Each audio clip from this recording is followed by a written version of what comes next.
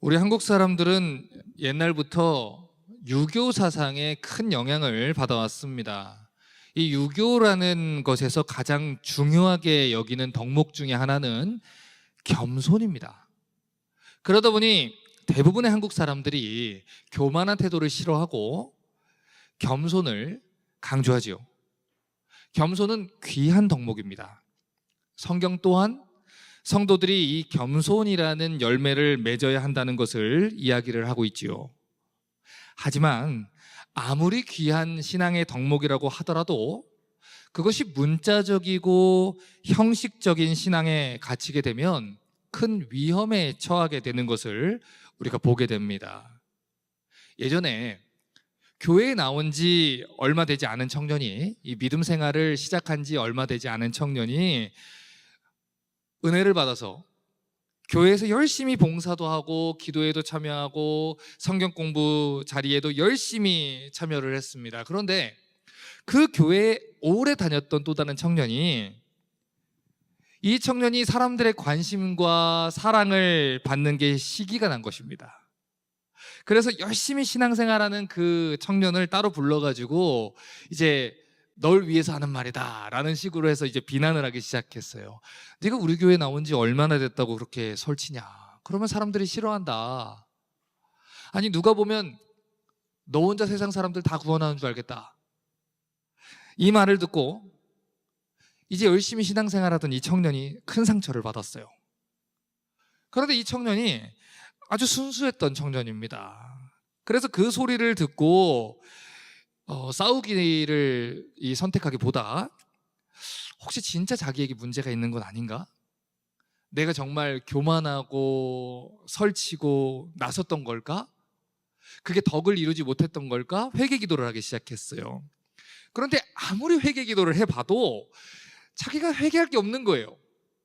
아무리 내가 회개 기도를 해봐도 이게 내가 잘못한 내용이 없는 것 같은 거죠. 그런데 또 그렇게 생각하는 게 또 교만인 것 같고, 그래서 또 회개 기도를 하다 보니까 내가 뭘 잘못했는지는 모르겠고, 그렇게 해결되지 않는 문제를 가지고 이 무거운 마음을 가진 채 이 신앙생활을 했습니다. 그러다가 점점 얼굴이 어두워지는 거예요. 그 모습을 보고 이 담당 목사님이 무슨 얘기인지를 물어보고 이런 얘기를 해줬습니다. 신앙생활 하다 보면 사람들이 오해할 수 있다. 열심히 하나님을 섬기려고 한 것인데 사람들이 오해해서 교만하다는 비난을 할 수도 있고, 때로는 질투해서 잘못하는 것이 없는데 모함당할 수도 있지. 하지만 교만하다는 소리를 듣기 위해서 하나님을 섬기고 이웃을 사랑하는 일을 그만두는 것보다 내가 오해를 받더라도 이웃을 섬기고 하나님을 섬기는 일을 하는 게 낫지 않을까? 그날부터 이 청년이 그래, 내가 하나님을 섬기는 것인데, 하나님 사랑해서 하는 것인데 하나님이 아시겠지 라는 마음을 가지고 다시 이 사람들의 비난에 아랑곳하지 않고 이 자기의 봉사와 헌신의 자리로 나아갔어요. 여러분, 고린도전서 15장 56절은 성도들을 공격하는 마귀의 무기가 무엇인지에 대해서 이렇게 얘기를 했습니다. 사망에 쏘는 것은 죄요, 죄의 권능은 율법이라. 지금 여기서 말하는 사망이라는 것은 죄와 사망을 다스리는 마귀를 다르게 부르는 표현이에요. 그런데 마귀가 성도들을 공격하는 무기가 뭐냐면 죄입니다. 그리고 죄는 율법이라는 권능을 가지고 성도들을 공격하는 거예요. 여러분, 참 놀랍지 않습니까? 원래 율법은 생명을 살리기 위해서 주어진 것이지요. 그런데 마귀는 살리기 위한 율법을 가지고 도리어 서로를 정죄하게 만들고 교회를 아프게 만들고 하나님을 떠나게 하는 그 무기로 삼는다는 것입니다. 예를 들어서 겸손해야 된다라는 계명을 주시면 마귀는 그 계명을 비틀어서 교만한 것은 죄다라는 화살로 사용을 합니다. 그래서 성도들이 서로 정죄하고 쓰러뜨리는데 이 계명을 뒤틀어서 사용을 한다는 거예요. 그렇게 마귀는 열심히 전도하는 사람들을 교만하다고 정죄를 해서 더 이상 전도하지 못하게 만들고, 또 열심히 기도하는 사람들을 정죄를 해서 더 이상 기도 자리에 나오지 못하게 만듭니다. 때때로 마귀는 이 교만이라는 말로 성도들을 정죄해서 회개 기도의 자리로 몰아가요. 그런데 문제는 이 성경이 의도하는 회개 기도의 목적과 다르게 우리의 신앙생활에 그것이 역효과를 낼 때가 있다는 거예요.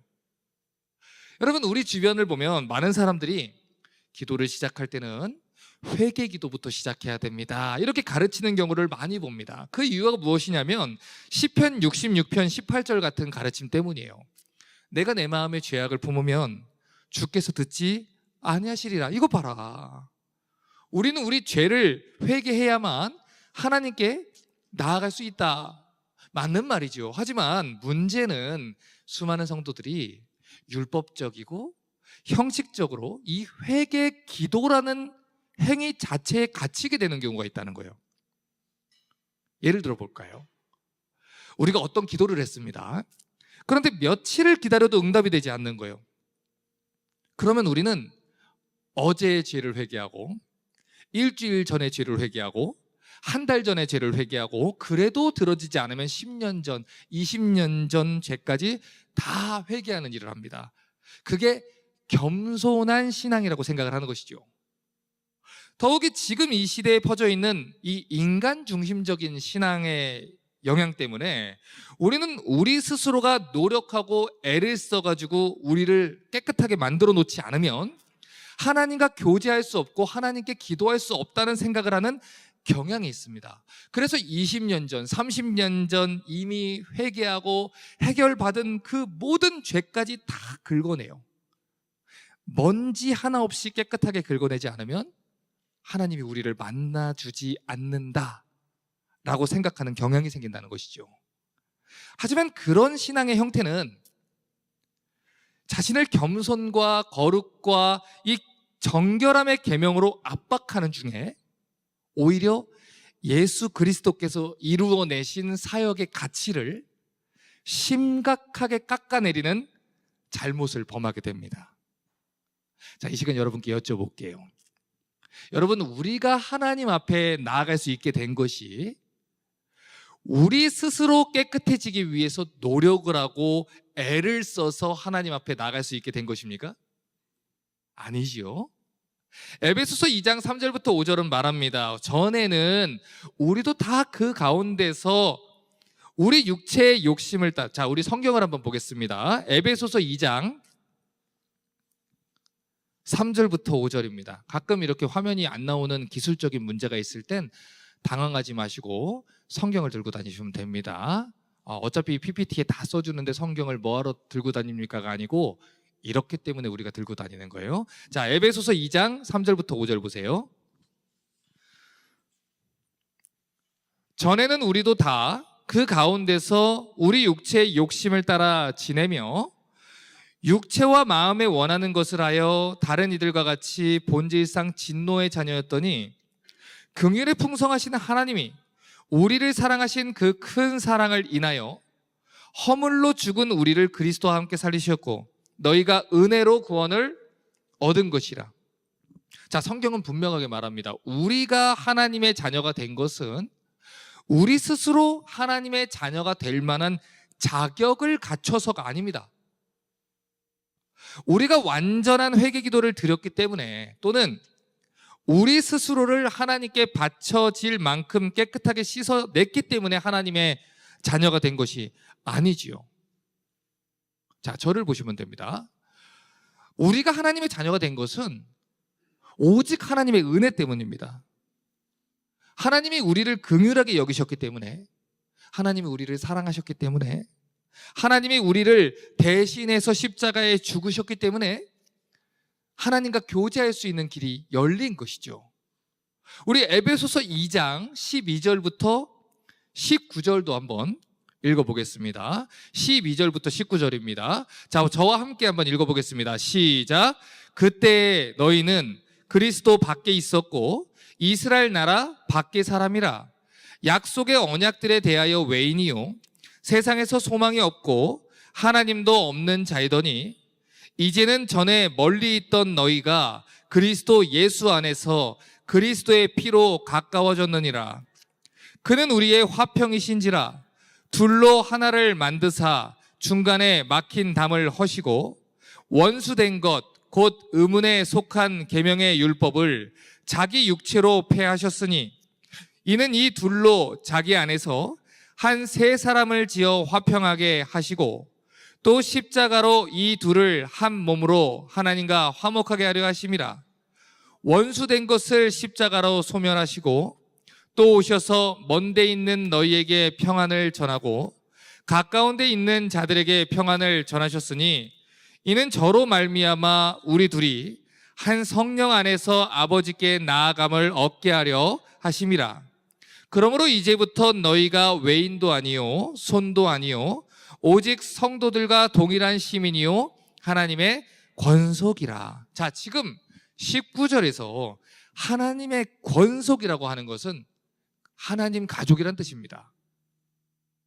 여러분, 우리가 어떻게 하나님 가족이 됐지요? 어떻게 하나님의 사랑받는 자녀가 돼서 하나님께 나아갈 수 있는 이 자녀의 신분을 얻었지요? 하나님 은혜 때문입니다. 예수 그리스도의 사랑 때문이지요. 예수 그리스도께서 우리 죄를 대신해서 십자가에 죽으셨기 때문에 우리가 하나님 앞으로 나아갈 수 있게 된 거예요. 그런데 아이러니하게도 우리는 스스로를 깨끗하게 씻어내기 위해서 하나님의 은혜를 바라보지 못하는 경우가 있다는 거예요. 하나님께 나아가기 위해서 내 죄를 깨끗하게 긁어내려고 하는 것인데 오히려 그것 때문에 하나님께 나아가지 못하는 경우가 있다는 것이죠. 예수님이 우리 죄를 위해서 십자가에 죽으셨는데 그분의 십자가는 우리의 모든 죄를 씻고도 남을 능력이 있다고 고백하는데 때때로는 마치 십자가 능력이 부족한 것처럼, 마치 마지막 씻음의 일은 나에게 달린 것처럼 이 십자가의 능력을 축소시키는 경향이 있다는 거예요. 마가복음 15장 37절부터 39절은 이렇게 말합니다. 예수께서 큰 소리를 지르시고 운명하시다. 이에 성소 휘장이 위로부터 아래까지 찢어져 둘이 되니라. 자, 지금 성경은 예수님이 십자가에서 죽으실 때 성소 휘장이 갈라졌다고 얘기를 합니다. 자, 지금 여기에서 말하는 성소의 휘장이라는 것은 지금 이 그림에서 제사장이 보고 있는 휘장을 말합니다. 하나님의 언약궤가 있는 이 지성소와 성소를 가리고 있는 이 휘장을 말하죠. 자, 그런데 이 구약의 레위기 율법을 보면 아무나 제물을 가지고 성소 안으로 들어갈 수가 없었어요. 제사장만이 성소에 들어갈 수 있었고 이 성소 안에서 제일 깊숙한 곳에 있는 지성소는 하나님의 영광이 임재한 곳이기 때문에 단 한 사람만, 대제사장만, 그것도 1년에 딱 하루만 들어갈 수 있었습니다. 해마다 대속제일이 되면 이 거룩하게 구별된 대제사장이 속죄제물의 피를 가지고 지성소에 들어가게 됐습니다.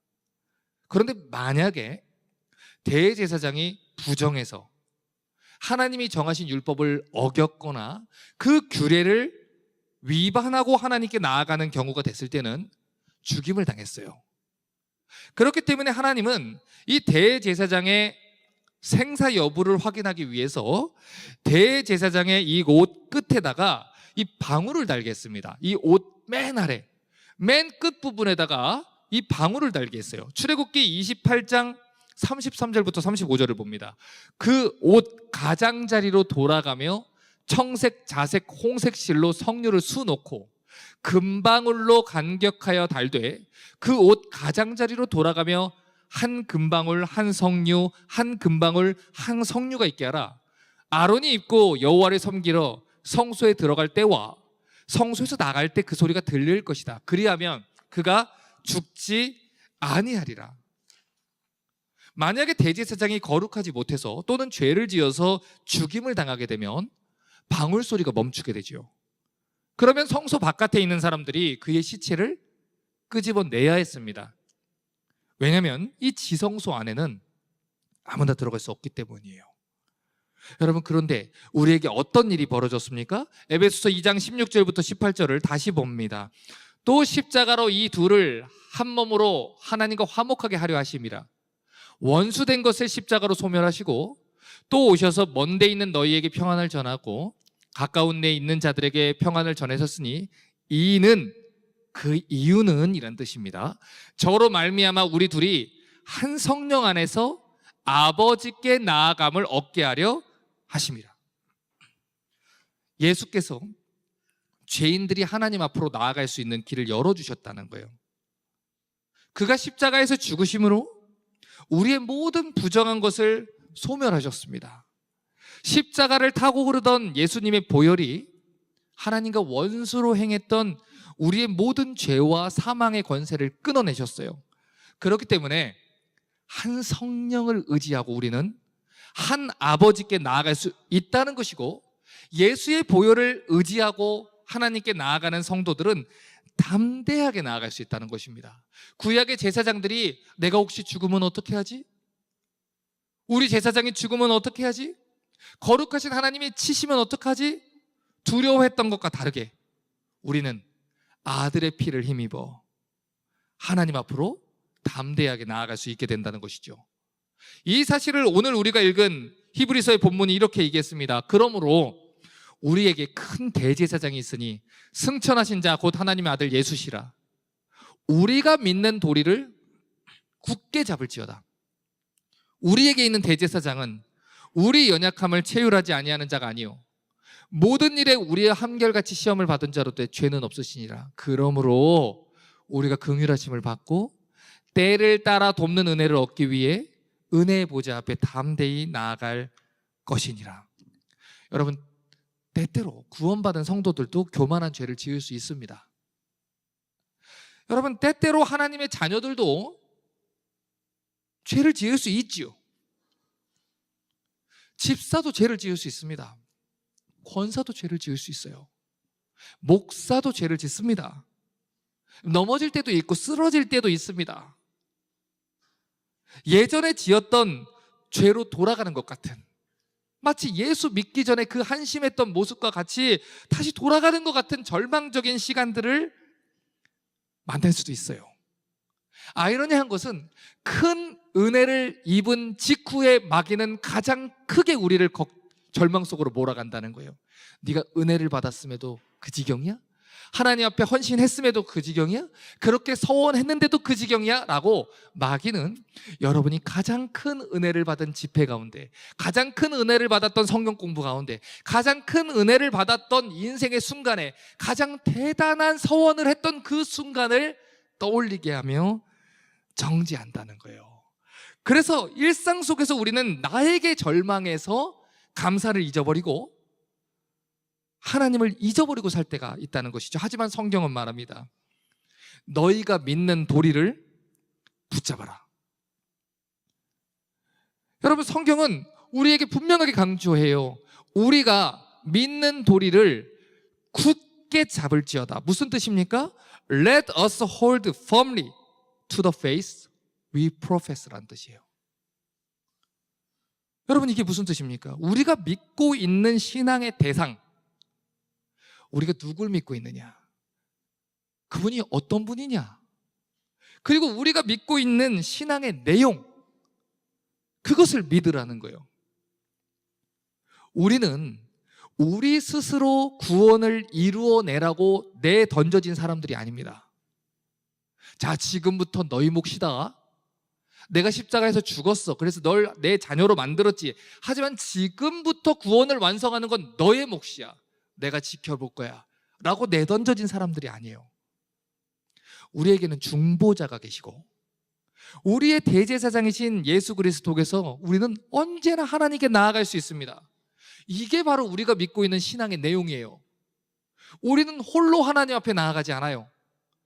때로는 부족하고 때로는 부정하며 때로는 넘어집니다.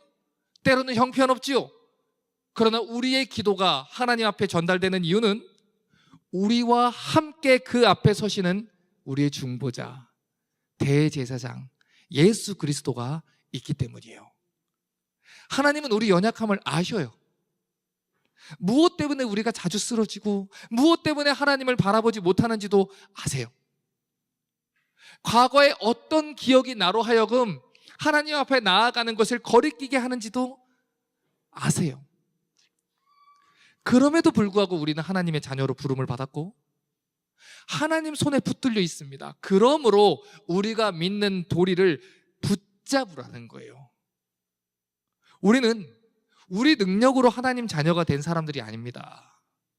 우리가 가진 성품과 우리가 가진 능력이 뛰어나서 하나님의 자녀로 그 중에서 인정함을 받아 차출된 사람들이 아니에요. 우리는 하나님이 사랑하셨기 때문에 하나님 백성이 된 사람들입니다.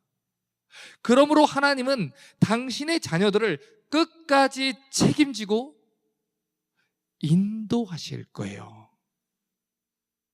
여러분, 여러분이 아이를 낳으셨을 때, 그 아이의 부모가 되기로 작정하셨을 때, 아이들이 여럿이 누워있는 그 방에 들어가 그 중에서 살펴보고 차출했습니까? 그래서 그 아이들이 여러분의 자녀가 됐나요? 아닙니다. 하나님이 주셨기 때문에, 내가 낳았기 때문에 자녀가 된 것이고 내 자녀이기 때문에 사랑하는 것입니다. 우리가 하나님의 사랑을 받는 것이 그와 같습니다. 그 수많은 세상 사람들 중에서 조건과 능력을 바라보고 차출한 것이 아니라 하나님이 은혜로 낳으셨기 때문에, 하나님이 사랑하셨기 때문에, 하나님이 자녀 삼으셨기 때문에 우리는 하나님의 자녀로 부르심을 받았고 사랑받는 하나님의 자녀가 된 것이지요. 이 진리를 요한복음 15장 5절은 이렇게 말합니다. 나는 포도나무요, 너희는 가지니 저가 내 안에, 내가 저 안에 있으면 이 사람은 과실을 많이 맺나니 날 떠나서는 너희가 아무것도 할 수 없습니다. 성경은 말해요. 우리는 농부이신 하나님의 손에 심겨진 포도나무 가지입니다. 이 땅에 인간의 육신을 입고 예수 그리스도라는 포도나무를 하나님께서 심으셨습니다. 그리고 그의 가지에 우리를 접붙여 주셔서 포도나무 가지로 살게 하셨죠. 자, 그러면 묻겠습니다. 성경은 우리에게 열매를 맺어야 된다고 얘기를 해요. 그러면 포도나무 가지가 노력하고 애를 써서 포도를 맺어야지 하면 포도가 열립니까? 나는 포도를 열심히 맺으려고 애를 써서 이렇게 맺었는데 쟤는 열심히 안 해서 포도를 못 맺었지 하겠습니까? 아닙니다. 가지가 스스로 열매를 맺는 게 아니지요. 나무가 가지에게 열매를 맺게 해주는 것입니다. 우리는 포도나무가 아니에요. 예수님이라는 포도나무에 붙어있는 가지일 뿐입니다. 가지가 열매 맺게 하는 것은 그 나무를 돌보는 농부의 수고입니다. 그 가지의 열매를 맺도록 영양분을 보내는 포도나무의 수고입니다. 하나님이 우리를 선택하셨고 예수 그리스도 안에서 열매 맺게 하실 것입니다. 그러므로 우리가 어디에 있는지, 누구에게 속해 있는지 믿는 도리를 붙잡으라는 거예요. 베드로전서 3장 18절은 이렇게 말합니다. 그리스도께서도 한 번 죄를 위해 죽으사 의인으로서 불의한 자를 대신했으니 이는 우리를 하나님 앞으로 인도하려 하심이라. 육체로는 죽임을 당하시고 영으로는 살리심을 받으셨으니. 여러분, 그리스도가 죽으신 이유가 무엇입니까? 우리를 하나님 앞으로 인도하기 위함이에요. 여러분, 성경은 예수 그리스도의 죽음이 우리에게 두 가지 측면의 유익을 주었다고 합니다. 첫 번째, 심판의 저주에 있었던 우리에게 죄의 사면과 자유를 주셨다는 것이죠.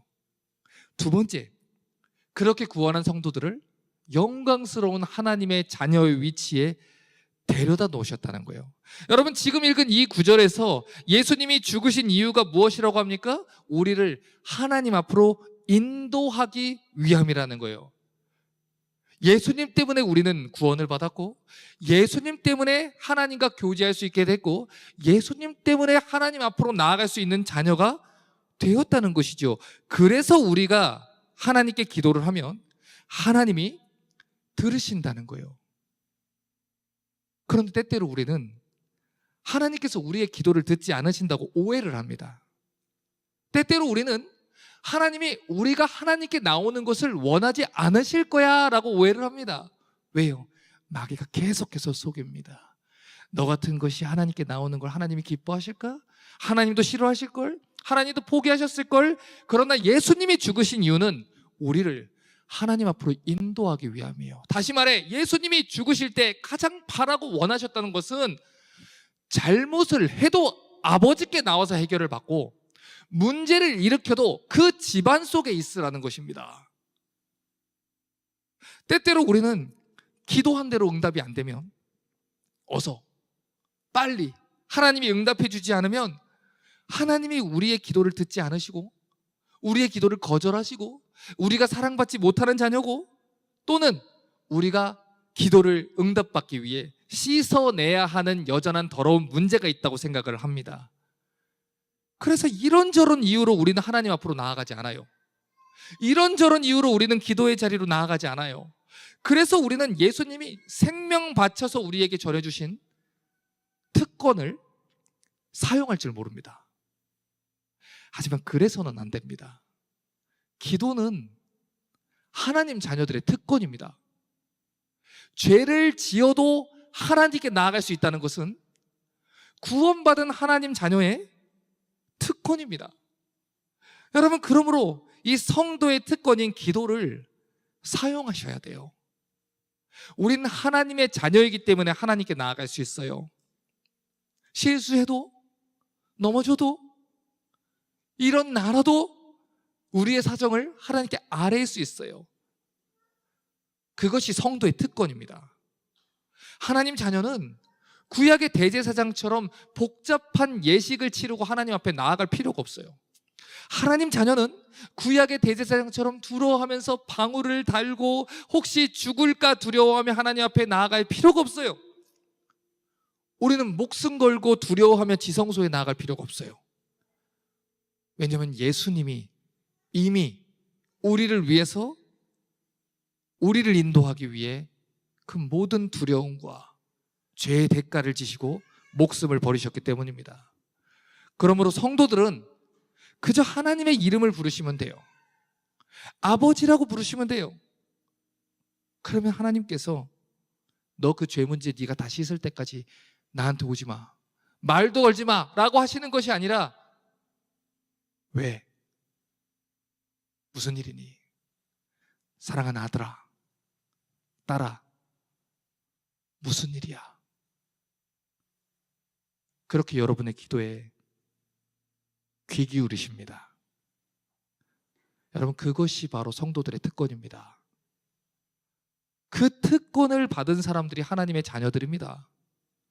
무슨 상황에 있어도 세상을 창조한 하나님이 나의 기도에 귀 기울이신다는 것, 무슨 상황에 있어도 하나님이 나를 내쫓지 않으신다는 것, 하나님이 나를 선대하시고 우대하신다는 것, 하나님이 내 기도를 듣기를 원하신다는 것, 이것이 바로 우리가 믿어야 되는, 붙잡아야 되는 믿는 자의 도리입니다.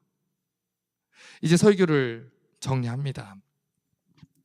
지난주 설교 때 아버지가 자녀들에게 어떤 존재가 되는지에 대해서 말씀을 드렸습니다. 아버지는 자녀에 대해서 커다란 책임을 갖는 존재라고 했지요. 자녀들에게 있어서 아버지는 자녀의 필요를 채워주고 자녀를 보호해주고 자녀를 지켜주어야 하는 커다란 책임을 가진 존재입니다. 그래서 마태복음 7장 7절부터 12절을 보면 기도에 대한 가르침을 하나님의 아버지 되심과 더불어서 주시는 걸 보게 되는 것입니다. 구하라, 그러면 너희에게 주실 것이다. 찾으라, 그러면 찾을 것이다. 문을 두드려라, 그러면 너희에게 열릴 것이니 구하는 자마다 얻을 것이고 찾는 이가 찾을 것이고 두드리는 이에게 열릴 것이라. 너희 중에 누가 아들이 떡을 달라 하면 돌을 주고 생선 달라 하면 뱀을 줄 사람이 있겠느냐? 너희가 악한 자라도 좋은 것으로 자식에게 줄 알거든. 하물며 하늘에 계신 너희 아버지께 구하는 자에게 좋은 것으로 주시지 않겠느냐? 그러므로 무엇이든지 남에게 대접받고자 하는 대로 너희도 남을 대접해라. 이게 율법이요 선지자니라. 자, 보셔요. 11절까지의 말씀은 사실 이해하기가 어렵지 않아요. 구하라, 찾으라, 두드려라, 그러면 너희를 사랑하시는 아버지가 주실 것이다. 여기까지는 이해가 어렵지 않지요. 문제는 12절에 있어요. 여러분, 지금 이 마태복음 7장 12절을 황금률이라고 합니다. 네가 대접받고 싶은 대로 남을 대접하라. 그래서 세상 사람들도 이걸 골든 룰이라고 해서 이 사람들을 대접하는 걸 네가 받고 싶은 대로 대접해줘라 라고 많이 사용을 하지요. 여러분, 중요한 것은 지금 마태복음 5장부터 7장까지는 산상수훈이라고 불러요. 산 위에서 가르치신 한 편의 설교입니다. 그러니까 지금 12절은 12절과 11절과 떨어져 있는 구절이 아니라 문맥 속에서 이해를 해야 되는 한 편의 설교의 흐름 중에 있다는 거예요. 자, 그러면 지금 이 12절의 문맥을 방금 전에 읽은 7절부터의 문맥 속에서 해석하면 이런 뜻이에요. 남에게 대접받고자 하는 대로 너희도 남을 대접해라. 무슨 말입니까? 너희가 하나님의 자녀로서 대접받기를 원한다면 너희도 하나님을 아버지로 대접하라는 거예요. 너희는 기도할 때 하나님 아버지 도와주세요, 날 붙들어 주세요, 나 지금 힘들어요 라고 기도하지만 너희가 정말 나를 아버지로 대우하고 있는 것이냐? 너희가 나를 아버지로 믿고 있는 것이냐? 하나님 아버지가 그냥 관용어가 아니냐? 아무 관계 없는 표현이 아니냐? 너 왜 나한테 기도하고 걱정하냐? 너 왜 나한테 기도하고 의심하냐? 너 왜 나한테 기도하고 불안해하니? 너 왜 나한테 기도해놓고 네 스스로 방법을 찾니? 아버지라며. 아버지라 기도했으면 아빠 믿어봐라. 아버지한테 기도했으면 아버지가 어떤 일을 하는지 아빠를 믿고 신뢰해봐라. 여러분, 이것이 바로 하나님이 요구하시는 황금률이에요. 여러분, 하나님 자녀이십니까? 하나님 아버지로 삼으셨습니까? 하나님이 여러분을 가장 사랑하시는 하늘아버지가 맞습니까? 그런데 왜 하늘아버지를 아버지로 대우하지 않습니까? 그분은 여러분을 가장 사랑하시는 아버지입니다. 그분은 여러 가지를 재면서 네가 이것을 하면 이걸 주고 안 하면 안 주겠다, 이걸 주면 구원을 확정해 주고 안 하면 취소해 주겠다 라고 우리를 두려워 떨게 하는, 불안하게 만드는 아버지가 아니십니다. 우리를 위해 생명을 바치신 가장 사랑하시는 하늘아버지십니다. 그 마음을 갖고 구해야 들어줄 것이고 그 마음을 갖고 기도하라는 것입니다. 여러분, 나이가 들면서 부모님에 대한 생각을 할 때 이제는 내가 나이가 들었으니 부모님을 챙겨야 될 때가 생각할 때가 있습니다. 특히 남자들은 책임감이라는 이 명목 아래에서 본인이 무언가를 다 해야 된다는 부담감을 가질 때가 있어요. 여러분, 그런데 그것은 아들의 입장이고 딸의 입장이지 부모님의 입장은 또 다르더군요. 아버지에게 있어서 아들은 나이가 들어도 여전히 내 아들입니다. 어머니에게 있어서 딸은 나이가 들어도 여전히 내 딸이지요. 여전히 아침을 먹었는지가 걱정이 되는 것이고, 날이 추우면 따뜻하게 입고 가라고 하는 것이고, 힘든 일이 있으면 제일 먼저 도와주고 싶은 것이 부모의 마음입니다. 80이 되어도 90이 되어도 정작 당신들은 먹지 못해도, 정작 당신들은 힘이 들어도 어떻게든 자식 도와주고 싶은 것이 부모 마음입니다. 나이가 80대도 90대도 자식 걱정 먼저 하는 게 부모 마음입니다. 여러분, 지난주에도 말씀드리지 않았습니까? 지금 이 시대에 가정들이 많이 망가져서 우리가 하나님 아버지라고 부를 때 그 아버지의 애틋함과 따뜻함과 사랑을 못 느끼는 경우가 있지만 그것은 인간 부모의 잘못일 뿐 하나님이 의도한 것은 아닙니다. 부모는 자식을 걱정합니다. 부모는 자식을 도우려 합니다. 그러므로 자식의 큰 도리는 부모를 챙기고 돌보는 것뿐만 아닙니다. 부모가 자식을 얼마나 사랑하는지 깨닫고 부모의 바람대로 안전하고 건강하게 살아가는 것입니다.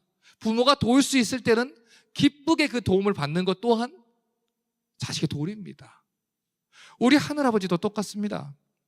우리가 악한 자라고 이 자식에게 좋은 것으로 줄 알고 우리가 악한 자라도 자식 걱정을 한다면 하물며 우리를 사랑해서 목숨까지 버리신 하늘 아버지는 우리를 얼마나 걱정하고 돕기를 원하겠습니까? 그런데 우리는 하늘 아버지를 아버지로 대접하지 못하는 거예요.